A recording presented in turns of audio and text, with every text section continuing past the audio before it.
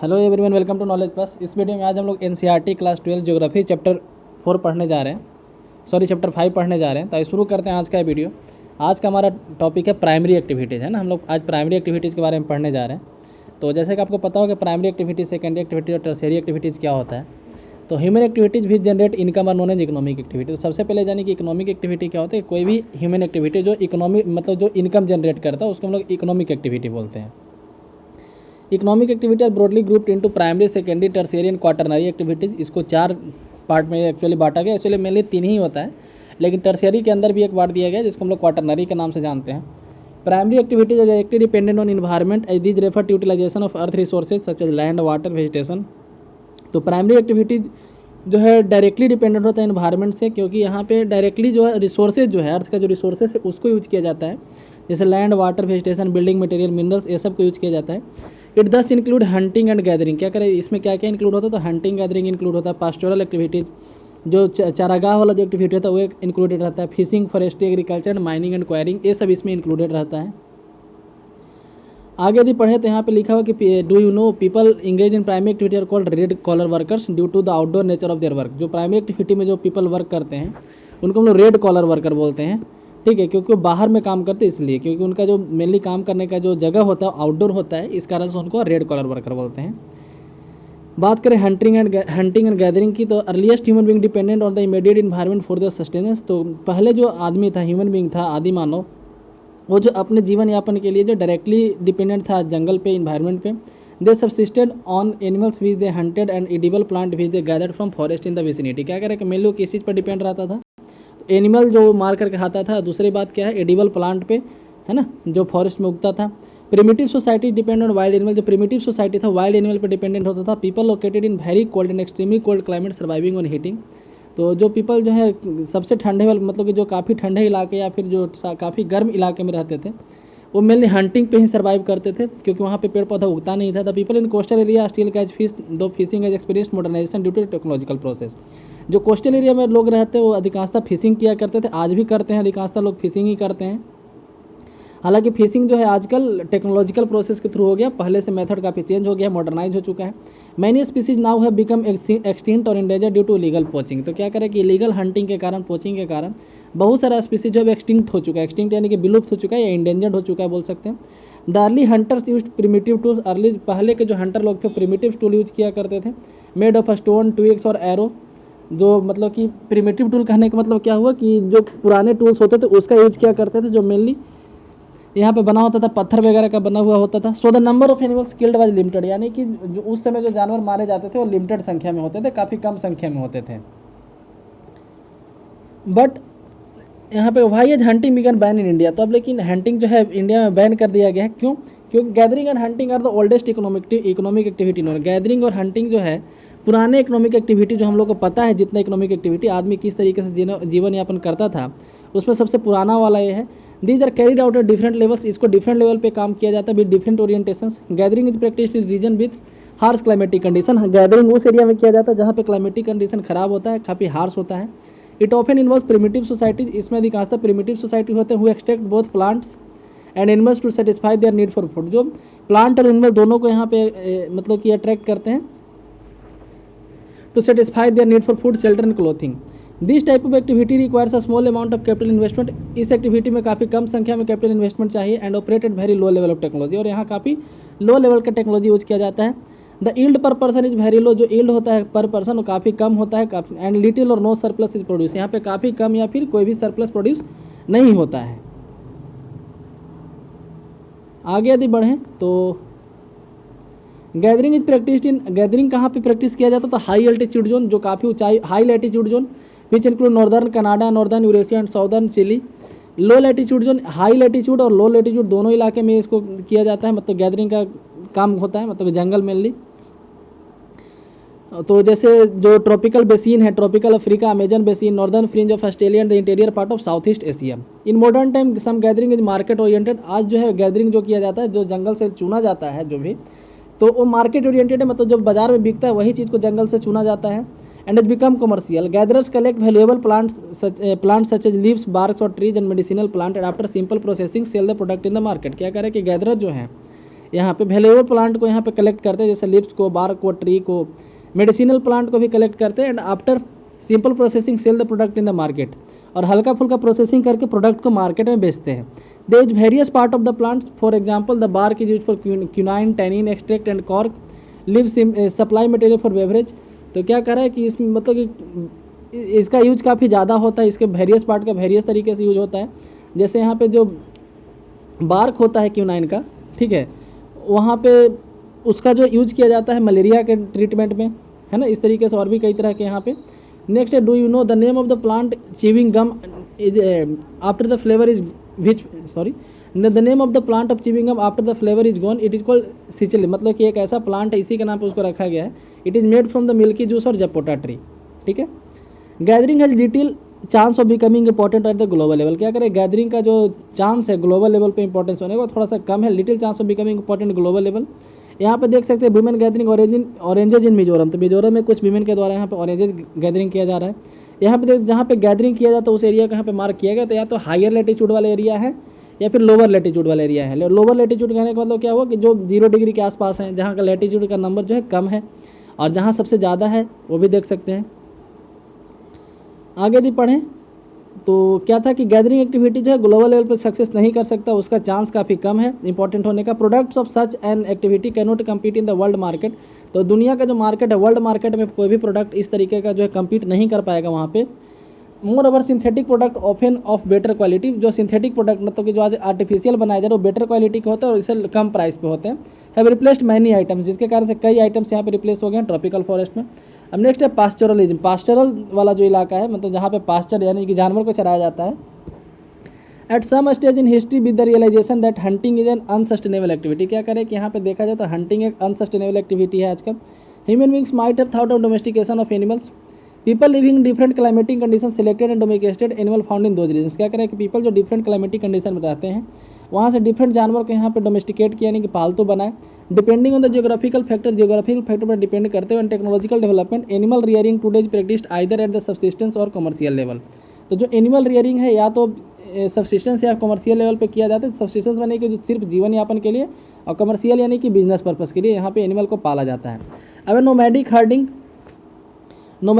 और पास्चरल नोमैडिज्म is primitive subsistence activity. तो nomadic herding मतलब कि जो काफ़ी पुराने तरीके से जानवर को पालना, नोमैड बोलते हैं जो एक जगह से दूसरे घूमते रहते हैं। तो और पास्चरल नोमैडिज्म जो primitive subsistence activity in which the हर्डर rely on animal. जो यहाँ पे आदमी होते हैं जो जानवर को पालते हैं मेनली जानवर पे ही रिलाई करते हैं, डिपेंड करते हैं खाने के लिए, क्लोथ के लिए, शेल्टर के लिए, टूल्स के लिए, ट्रांसपोर्ट के लिए, हर चीज़ के लिए। They move from one place to another, एक जगह से दूसरे घूमते हुए along with their livestock depending on the amount of equality of pastures and water. तो कितना अमाउंट में पास्चर या फिर वाटर वहाँ पे प्रेजेंट है, इसके अमाउंट के देखते हुए एक जगह से दूसरे घूमते हैं।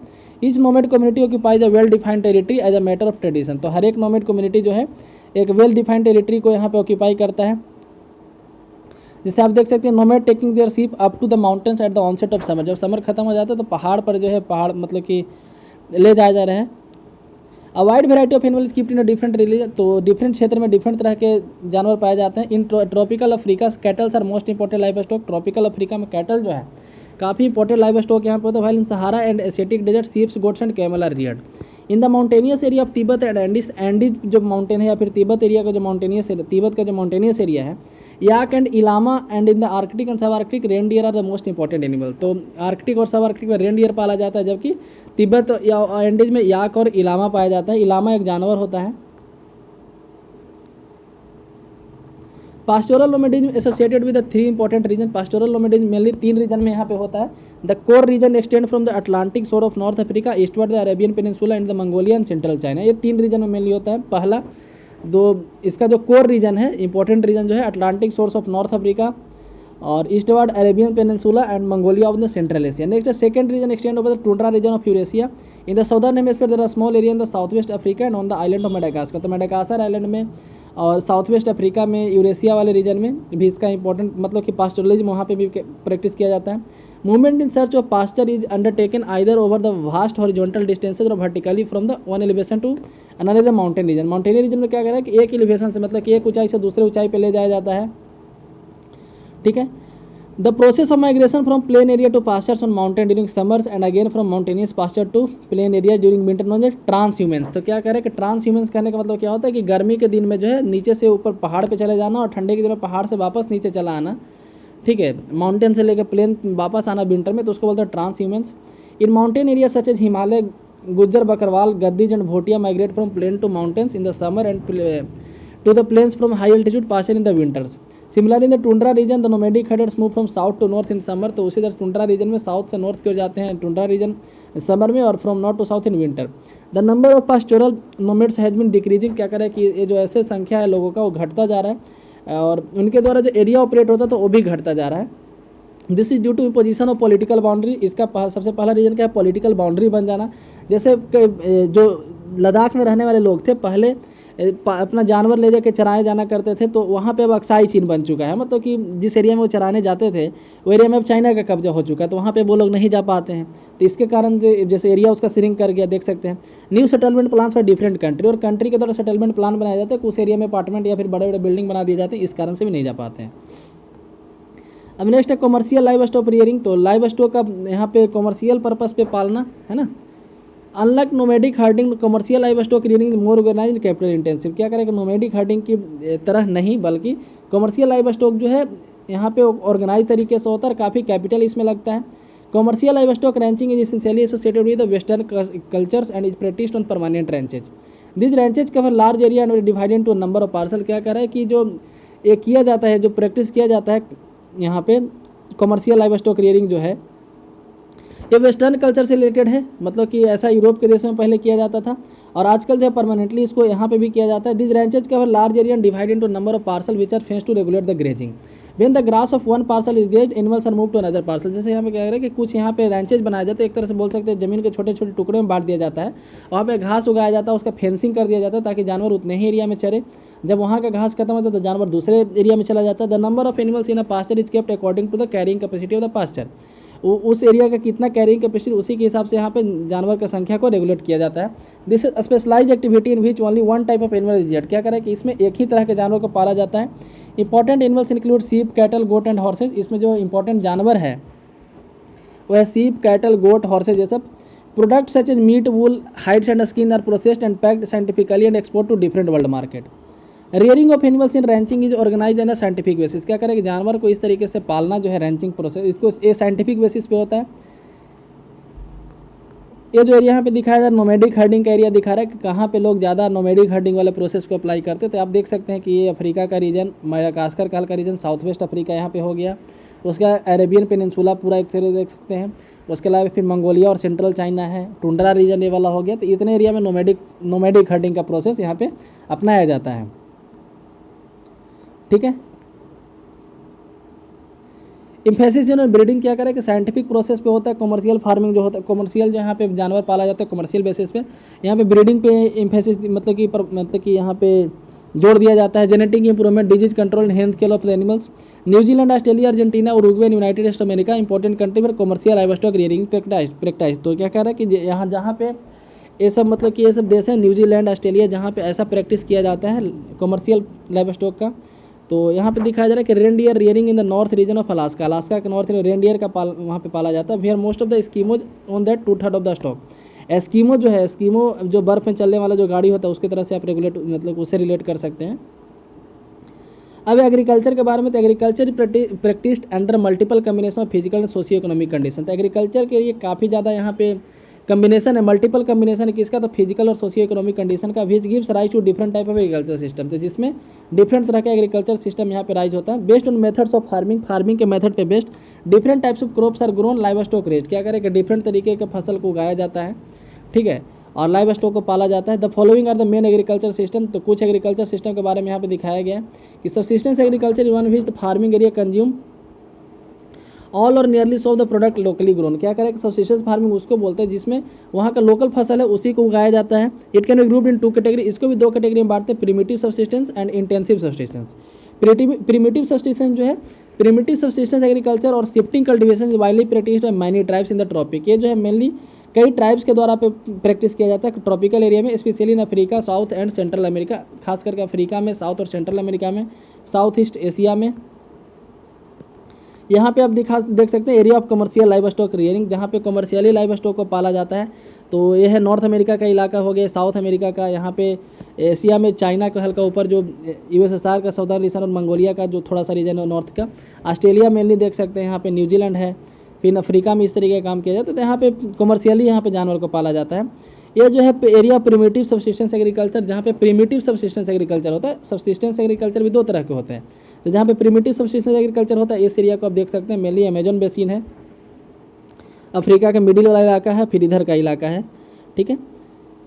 The vegetation usually clear by fire, यहाँ पे शिफ्टिंग कल्टिवेशन अधिकांशतः किया जाता है। वेजिटेशन जो है आग लगा के क्लियर किया जाता है, पहले उसका जो राख है उसको मिट्टी में मिलाया जाता है, जिसके कारण से फर्टिलिटी बढ़ता है उसका।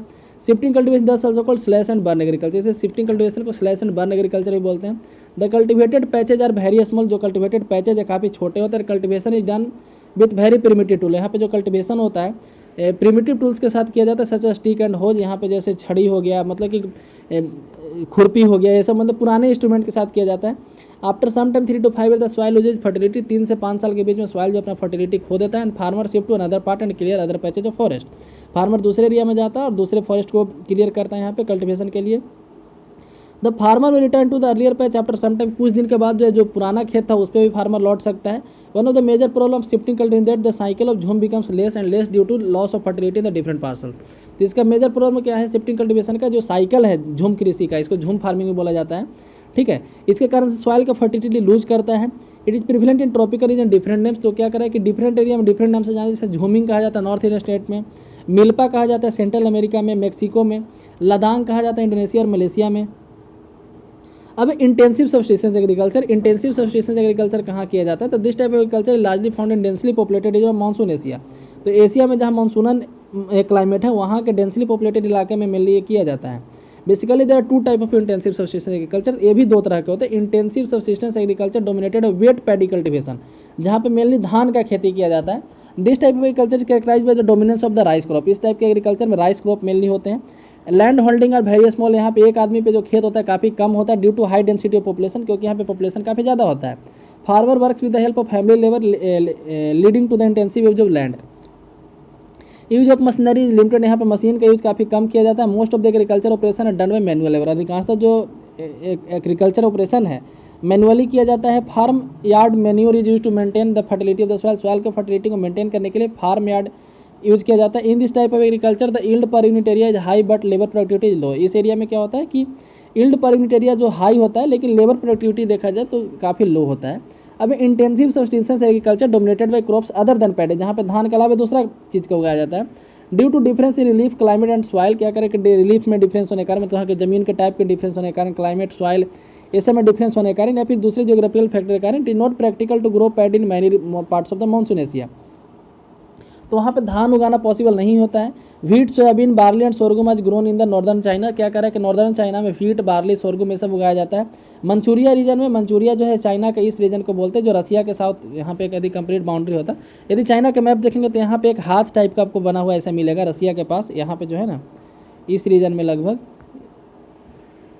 रसिया का जो ए वाला रीजन है यहाँ पे ऐसे आपको हाथ ऐसे बना हुआ मिलेगा। चाइना लगभग ऐसा है ना, तो ए वाला जो हाथ वाला रीजन है ऐसे हैंडल टाइप का, वो मंचूरिया रीजन कहा जाता है।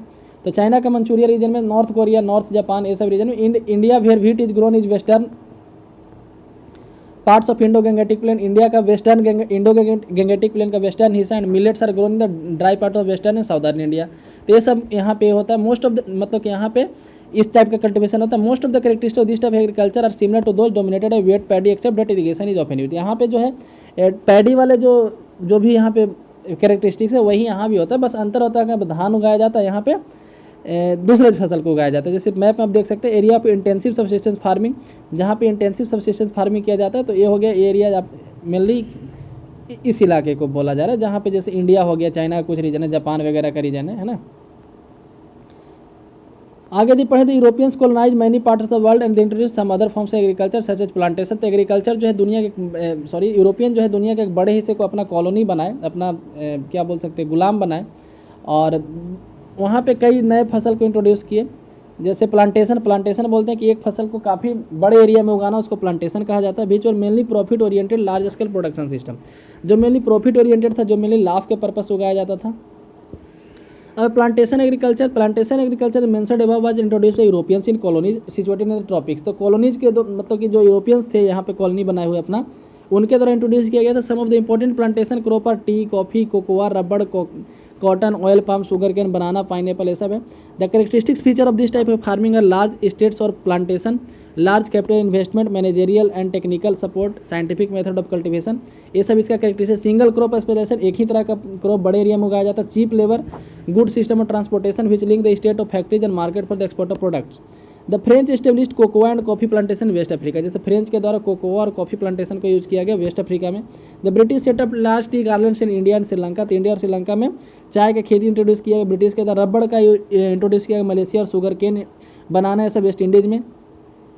Spanish and American invested heavily in coconut and sugar cane plantation, तो स्पेनिश लोग द्वारा कोकोनट और शुगर में ज़्यादा इन्वेस्ट किया गया। फिलीपींस में the Dutch one had monopoly over sugar cane planted in Indonesia, तो इंडोनेशिया में जो शुगर केन हो उस पर डच का काफ़ी ज़्यादा कब्जा था। सम कॉफी फजेंडा यानी लार्ज प्लांटेशन इन ब्राज़ील और स्टिल मैनेज यूरोपियन, तो क्या करें ब्राज़ील में आज भी कई कॉफ़ी का जो प्लांटेशन है यूरोपियन के द्वारा मैनेज किया जाता है। Today ownership of majority of plantation has passed into the hands of government of the national और कंट्रीज कंसर्न्ड। यहाँ पे टी प्लांटेशन को दिखाया जाता है कि the slope of hills are use for tea plantation because favourable geographical condition, तो जो स्लोप होता है हिल्स का वहाँ पे चाय को उगाया जाता है।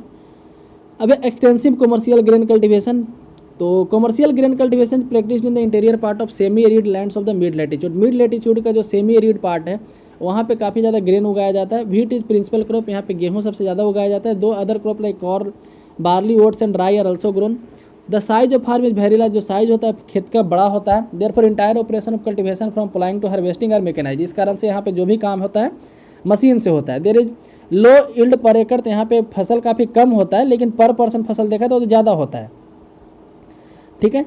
Combined cure capable of harvesting grain over many hair crane in single end, जैसे क्या करें कि जो यहाँ पे दिख रहा है आपको मशीन, एक ही मशीन जो है बड़े बड़े कई एकड़ के फसल को काट देता है यहाँ पे। जैसे इसका map area of extensive commercial grain farming कहाँ होता है, तो जो एरिया डार्क किया गया है आपको है ना, यहाँ पे यहाँ इस तरीके से ऑस्ट्रेलिया के सदर्न हिस्से में, तो इस एरिया में जो है एक्सटेंसिव कमर्शियल फार्मिंग होता है, grain farming. This type of agriculture is best develop Eurasian steppes, जो यूरेशिया का जो स्टेपिस वाला जो इलाका है, ठीक है, वहाँ पे कनाडा और अमेरिका के प्रेरीज वाला है, इसको तो व्हीट बास्केट बोला जाता है दुनिया का प्रेरीज को। Pampas of Argentina, velds of South Africa, ये सब इलाके में। ऑस्ट्रेलिया का डाउन्स जो है, फिर कैंटेबेरी प्लेन्स ऑफ न्यूजीलैंड। अब mixed farming, this form of agriculture found in highly developed part of the world, दुनिया का जो हाईली डेवलप्ड पार्ट है वहाँ पे मिक्स्ड फार्मिंग देखा जाता है, जैसे north western Europe, east north America, part of Eurasia and temperate latitude of southern continents. Mixed farming are moderate in size, mixed farm जो होता है मॉडरेट साइज में होता है, and usually the crop are associated with the wheats, barley, oats, rye, maize, fodder and root crops. Fodder crops are important component of mixed farming, तो जो fodder crop है चारा के लिए जो फसल उगाया जाता है एक इंपॉर्टेंट क्रॉप है मिक्स्ड फार्मिंग के लिए, आप देख सकते हैं यहाँ पे।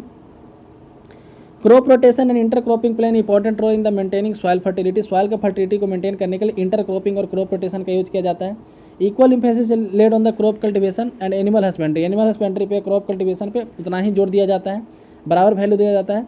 एनिमल लाइक कैटल, सीप, pigs and poultry provide the main income along with crops, तो क्रॉप्स के साथ जो जानवर यहाँ पे पाले जाते हैं है ना, तो वो थोड़ा सा ज़्यादा प्रॉफिट देते हैं। Mixed farming is characterised by high capital expenditure, इसमें काफ़ी ज़्यादा कैपिटल एक्सपेंडिचर होता है ऑन फार्म मशीनरी, खेती पे, and building, extensive use of chemical fertiliser, green manure and also by the skill and expertise of the farmers, इसमें काफ़ी ज़्यादा खर्च होता है।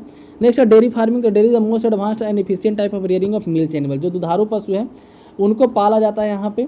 It is highly capital extensive, ये जो होता है कैपिटल इंटेंसिव होता है। Animal sheds, storage facilities for fodder, feeding and milching machines add to the cost of dairy farming. Special emphasis is laid on the cattle breeding, cattle breeding पे special जोर दिया जाता है यहाँ पे, health care and veterinary services पे। तो ये एरिया है जहाँ पे एनिमल हस्बेंड्री काफ़ी ज़्यादा किया जाता है, मिक्स्ड फार्मिंग जहाँ पे ज़्यादा किया जाता है, ठीक है। जो हाईली डेवलप्ड इलाके हैं उस एरिया में ये सब किया जाता है। It is highly labour extensive intensive as involve rigorous care in feeding and milching, क्या करें कि जो डेयरी सेक्टर है काफ़ी ज़्यादा यहाँ पे लेबर की ज़रूरत होता है, क्योंकि जानवर को खिलाना पड़ता है, दूहना पड़ता है। There is no off season during the year, तो इसमें जो है कभी भी ऑफ सीजन नहीं होता, जैसे खेती में होता है ना कि ऑफ सीजन होता है जिसमें काम थोड़ा सा कम होता है। It is practised mainly near the urban industrial centre, mainly जो अर्बन सेंटर या इंडस्ट्रियल सेक्टर के आसपास किया जाता है ताकि वहाँ पे फ्रेश मिल्क या फिर डेयरी प्रोडक्ट को बेचा जा सके। The development of transportation, refrigeration, pasteurisation and other prevention processes have increase the duration of storage of various dairy product. तो डेयरी प्रोडक्ट के लाइफ को बढ़ाया जाता है इस सब मेथड के द्वारा। There are the main reasons of commercial dairy farming, तो 3 मेन रीजन है कमर्शियल डेयरी फार्मिंग का। The largest in north western Europe, तो सबसे पहला नॉर्थ वेस्टर्न यूरोप, दूसरा है कनाडा और तीसरा है south eastern Australia, New Zealand, Tasmania, है ना। मेडिटेरियन एग्रीकल्चर के बारे में पढ़ते हैं, तो Mediterranean agriculture highly specialised commercial agriculture, तो कमर्शियल एग्रीकल्चर का एग्जांपल है। It is practised in the country on the either side of Mediterranean sea, तो मेडिटेरियन सी के जो दोनों तरफ वाले कंट्री वहाँ पे काम किया जाता है। ये डेयरी फार्मिंग का आपको मैप दिखाया गया कि डेयरी फार्मिंग मेनली कहाँ पे किया जाता है, तो आप ऑस्ट्रेलिया न्यूजीलैंड का हिस्सा देख सकते हैं इलाका, यहाँ पे यूरोप का इलाका है और यहाँ पे नॉर्थ अमेरिका में मेनली ये किया जाता है। तो मेडिटेरियन सी के दोनों तरफ या फिर यूरोप और नॉर्थ अफ्रीका में Tunisia and Atlantic coast, southern California, central Chile, ये सब इलाके में जहाँ पे मेडिटेरियन टाइप क्लाइमेट वहाँ पे इस तरह का एग्रीकल्चर किया जाता है। विटीकल्चर और ग्रेप कल्टीवेशन, तो याद रखिए ग्रेप कल्टीवेशन को विटीकल्चर बोला जाता है। Is a speciality of Mediterranean region, तो मेडिटेरियन रीजन का एक स्पेशलिटी है। Best quality wines in the world, जो हाई क्वालिटी के जो वाइन्स होते हैं, शराब होते हैं दुनिया में, और in the world with distinctive flavours are produce from the high quality grapes, ये अंगूर से बनाए जाते हैं जो इस एरिया में उगाते हैं mainly. The inferior grapes are dried into raisins and currants, क्या कह रहा है कि जो इन्फीरियर लो क्वालिटी के जो ग्रेप्स होते हैं उनको सुखा करके रेजिन्स यानी किशमिश बना दिया जाता है। This region also produced olives and figs, इस एरिया में ओलिव्स और फिग्स भी यहाँ पे प्रोड्यूस किया जाते हैं। The advantage of Mediterranean agriculture that more valuable crops, तो ये सब काफ़ी महंगे क्रॉप है ना। यहाँ पे जैसे फ्रूट हो गया, वेजिटेबल, ये सब यहाँ पे उगाए जाते हैं और जिसको यूरोप और नॉर्थ अमेरिकन मार्केट में काफ़ी ज़्यादा डिमांड है। अब मार्केट गार्डनिंग एंड हॉर्टिकल्चर, उसके बारे में पढ़ते हैं। तो market gardening and horticulture specialise in the cultivation of high value crops, इसमें मेनली हाई वैल्यू वाले क्रॉप, वेजिटेबल ये सब उगाए जाते हैं, fruits, flower, solely for the urban market, खास करके अर्बन मार्केट के लिए। फार्मर्स आर स्मॉल फार्मर, इसमें छोटे and located where the good transportation links with urban centre, जहाँ पे ट्रांसपोर्टेशन फैसिलिटी अच्छा होता है वहाँ पे मेनली लोकेटेड होते हैं। Where high income group of consumers is located, it is both labour and capital intensive, ये जो है लेबर और कैपिटल इंटेंसिव होता है। And lay emphasis on the use of irrigation, HYV seeds, fertiliser, insecticide, green house and artificial heating in the colder regions. This type of agriculture is well developed in the densely populated, ये agriculture mainly densely populated इलाके में या फिर densely populated industrial district of north west Europe, वहाँ north eastern USA Mediterranean region में mainly prevalent है। The Netherland specialise in growing flower, Netherland में मतलब फ्लावर काफ़ी ज़्यादा उगाया जाता है। And horticulture crops especially tulips which are flown to all major cities of Europe. The region where farmers specialize in the vegetables only, जिस area में सिर्फ वेजिटेबल उगाया जाता है, known as ट्रक फार्मिंग, वहाँ पे उसको हम लोग ट्रक फार्मिंग के नाम से जानते हैं। The distance of truck farms from the market is governed by the distance that a truck can cover overnight, hence the name truck farming. तो क्या कर रहा है कि यहाँ पे ट्रक फार्मिंग इसलिए कहा जाता है क्योंकि शहर से इतने ही दूर पे होता है कि ट्रक के द्वारा वहाँ पे आसानी से सामान पहुँचाया जा सके एक रात के अंदर ही, है ना। ट्रक के द्वारा ओवरनाइट वहाँ पे हम लोग भेज सकते हैं सामान, तो इसलिए इसको ट्रक फार्मिंग बोला जाता है। In addition to market gardening, modern development industrial region of western Europe and North America, factory farming. तो मार्केट गार्डनिंग के अलावा एक नया मेथड यहाँ पे यूज हो रहा है जिसको बोलते हैं factory farming. Live stock particularly poultry and cattle, जो लाइव स्टॉक है खास करके पोल्ट्री और कैटल जो है, rearing done in the stalls and pens, fed on the manufactured food stuff and carefully supervised against disease. This requires heavy capital investment, इसमें काफ़ी ज़्यादा कैपिटल इन्वेस्टमेंट की जरूरत होता है। In terms of building machinery for various operation, building बनाना, machine खरीदना, veterinary services, heating and lighting, ये सब के लिए। One of the important features of poultry farming and cattle rearing is breed selection and scientific breeding. तो poultry farming का एक important feature क्या है? ब्रीड सिलेक्शन और scientific breeding. Type of farming can also be categorised according to farming organisation. क्या करें कि ये जो था फार्मिंग किस चीज़ का खेती किया जाता है उस आधार पर बांटा गया था, लेकिन अब फार्मिंग ऑर्गेनाइजेशन के आधार पर भी बांटा जा सकता है। Farming organisation is affected by the way in which farmers own their farms. तो फार्मर का खेती किस तरीके का है, क्या खेत उनका है या दूसरे के खेत में काम करते, इसके आधार पर भी बांटा जाता है। ये गवर्नमेंट का पॉलिसी पे भी डिफाइन करता है, डिपेंड करता है। जैसे यहाँ पे सबसे पहले कोऑपरेटिव फार्मिंग है। Group of farmers form a cooperative society by pooling their resources voluntarily for more efficient and profitable farming. यहाँ पे कहते हैं कि फार्मर एक ग्रुप बनाते हैं और सबको यहाँ पे इक्वली कंट्रीब्यूट करते हैं और यहाँ पे ज़्यादा प्रॉफिट कमाते हैं। फार्मिंग मिलजुल कर करते हैं। Individual farm remain intact and farming is a matter of cooperating initiative. यहाँ पे इंडिविजुअल फार्मिंग नहीं होता, मतलब सब लोग मिल करके एक खेती करते हैं, कंबाइंड फॉर्म में। Cooperative society help farmer to procure all important inputs for farming. इससे क्या होता है कि जितना भी इनपुट फार्मिंग के लिए यूज होता है सब यहाँ आसानी से खरीद सकते हैं। प्रोडक्ट ज़्यादा होता है तो उसको बड़े मार्केट में बेचते हैं, जिसके कारण से ज़्यादा पैसा यहाँ पे आता है। है ना। और जब खरीदते हैं तो ज़्यादा क्वांटिटी में खरीदेंगे तो थोड़ा सा सस्ता भी पड़ जाता है। कोऑपरेटिव मूवमेंट ओरिजिनेटेड सेंचुरी, तो क्या करें, कोऑपरेटिव मूवमेंट जो है लगभग 100 साल पहले ओरिजिनेट हुआ था। इसमें successful many western European countries, खास करके वेस्टर्न यूरोपियन कंट्री में ज़्यादा सक्सेसफुल है, जैसे डेनमार्क, नीदरलैंड, बेल्जियम, ये सब में, Sweden, Italy. In Denmark the movement has been so successful the practically ever farmer member of cooperative. क्या करें कि डेनमार्क में इतना सक्सेसफुल है, वहाँ पे लगभग सारा फार्मर जो है कोऑपरेटिव से कहीं काम करता है, कोऑपरेटिव सेक्टर में ही अपना खेती करता है। नेक्स्ट है कलेक्टिव फार्मिंग। ये क्या होता है कि the basic principle behind this type of farming based on the social ownership of the means of the production and collective labour. इसका जो बेसिक प्रिंसिपल है इसका वो है कि खेत का जो है एक सोशल ओनर हो, मतलब कि कोई एक आदमी ओनर हो, ठीक है। खास करके इसमें सरकार ओनर हो जाती है कभी कभी। और collective farming on the model of kolkhoz was introduced in the erstwhile Soviet Union. तो ये सोवियत यूनियन जो था, रसिया का पुराना जो था, वहाँ पे इंट्रोड्यूस किया गया था to improve upon the inefficiency of previous method of agriculture and ensure to boost agriculture production. यहाँ पे क्या होता है कि सारा खेत यहाँ पे सरकार का हो जाता है, लोग बस उसमें खेती करते हैं और उनको ज़रूरत के हिसाब से वहाँ पे फसल का कुछ हिस्सा दिया जाता है। The farmer use to pool in all their resources, जितना भी लैंड है, लाइव स्टॉक, सब कुछ वहाँ पे फार्मर के द्वारा किया जाता है। However they allow to retain very small plot to grow crops in order to meet their daily requirement.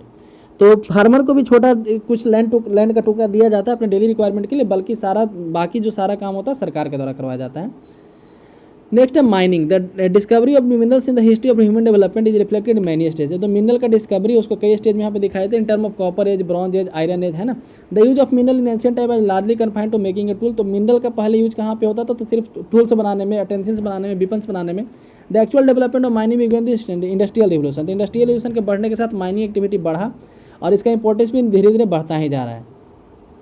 अब factors affecting mining activity. Mining activity को कौन कौन सा फैक्टर अफेक्ट करता है यहाँ पे। The profitability of mining operation thus depend on two main factor. तो माइनिंग ऑपरेशन जो है उसका जो प्रॉफिट है दो मेन फैक्टर पे डिपेंड करता है। पहला physical factor include the size, grade and mode of occurrence of the deposit. तो फिजिकल फैक्टर में क्या आता है कि साइज, ग्रेड, मतलब कि किस साइज, कितने ज़्यादा संख्या में यहाँ पे कौन सा यहाँ पे मिनरल है ना, क्या साइज में है, कितना क्वांटिटी में। इकोनॉमिक फैक्टर सच है डिमांड फॉर द मिनरल, उस मिनरल का कितना डिमांड है, क्या टेक्नोलॉजी है उसको निकालने का, ठीक है, और कितना पैसा उसमें लगेगा, कितना इंफ्रास्ट्रक्चर, लेबर वगैरह वहाँ पे ट्रांसपोर्ट कराना पड़ेगा। अब पढ़ते हैं मेथड ऑफ माइनिंग। माइनिंग के कितने मेथड होते हैं। तो depending on the mode of occurrence in the nature of the ore. तो क्या करें कि ओर किस तरीके का है, हर माइन के तहत एक ओर निकाला जाता है, ओर बोलते हैं अयस्क को, उससे मिनरल निकाला जाता है। तो the surface mining also known open cast mining. तो यहाँ पे एक ओपन कास्ट माइनिंग होता है, इसमें ज़्यादा गड्ढा नहीं किया जाता। The easiest and the cheapest way of mining. ये सबसे आसान तरीका है माइनिंग का और सबसे सस्ता वाला तरीका है। That occur close to the surface, जो सरफेस के नज़दीक में ही होता है। Overhead cost such as safety precaution and equipment is relatively low. तो यहाँ पे जो कॉस्ट पड़ता है वो काफ़ी कम होता है। The output both large and rapid, और आउटपुट यहाँ पे काफ़ी ज़्यादा होता है। When the ore lie below the surface. क्या करेगा, जब काफ़ी अंदर सरफेस के पाया जाता है तो वहाँ पे अंडरग्राउंड माइनिंग मेथड यूज किया जाता है, शाफ्ट मेथड भी कहते हैं। जैसे यहाँ पे दोनों को देख सकते हैं, एक है ओपन कास्ट माइनिंग, यहाँ पे बस नॉर्मली पूरे ऊपर के पूरे मिट्टी को हटा करके यहाँ पे माइनिंग किया जा रहा है मिनरल को। यहाँ पे देख सकते हैं एक गड्ढा करके किया जा रहा है, दोनों में अंतर होता है। In this method vertical shaft have to be sunk. तो इसमें क्या होता है कि वर्टिकल शाफ्ट, जैसे आप यहाँ पिक्चर में देख सकते हैं, जमीन में डाला जाता है, जहाँ पे अंडरग्राउंड गैलरी बनाया जाता है, वहाँ से मिनरल निकाला जाता है। Mineral extracted and transported to the surface through this passage. It requires specially design lift. इसमें स्पेशली डिजाइन लिफ्ट होते हैं, ड्रिल्स होते हैं, व्हीकल्स होते हैं, ventilation system for safety and efficient movement and people for material. This method is risky. क्या करें, method काफ़ी रिस्की होता है। कभी कभी पॉइजनस गैस निकलती है इसमें से, फायर लग हो जाता है, फ्लड आ जाता है, इसमें पानी घुस जाता है माइंस में, जिसके कारण से एक्सीडेंट, जानलेवा एक्सीडेंट होते हैं। आप लोग न्यूज़पेपर में सुनते होंगे इसके बारे में। तो developed economies are retreating from mining, processing and refining stage of production due to high labour cost. क्या करेंगे, जो डेवलप्ड इकोनॉमी है अभी इस प्रोसेस को छोड़ रहे हैं, है ना, क्योंकि इसमें लेबर कॉस्ट ज़्यादा होता है। पहले developing countries large labour force and strive for higher standard of living are becoming more important. लेकिन ये जो डेवलपिंग कंट्री उसके लिए माइनिंग एक्टिविटी काफ़ी इंपॉर्टेंट है। Several countries of Africa and few countries of south America and Asia over 50% of earning from minerals alone. तो वहाँ पे 50% अर्निंग मिनरल से ही अकेले आता है ना। तो इसी के साथ चैप्टर यहाँ पे समाप्त होता है। आपके लिए होमवर्क ये है कि इसमें जो भी MCQ आपको दिख रहा है, आई थिंक यहाँ पे 6-7 MCQ आज है, तो जो भी MCQ इसमें है 4 यहाँ पे है,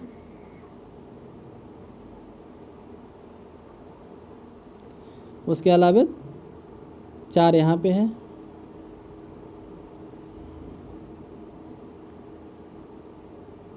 ठीक है। तो इसका जवाब कमेंट सेक्शन में ज़रूर दें। इसी के साथ ये वीडियो समाप्त होता है। यदि वीडियो पसंद है तो लाइक करें, चैनल को सब्सक्राइब करें। धन्यवाद।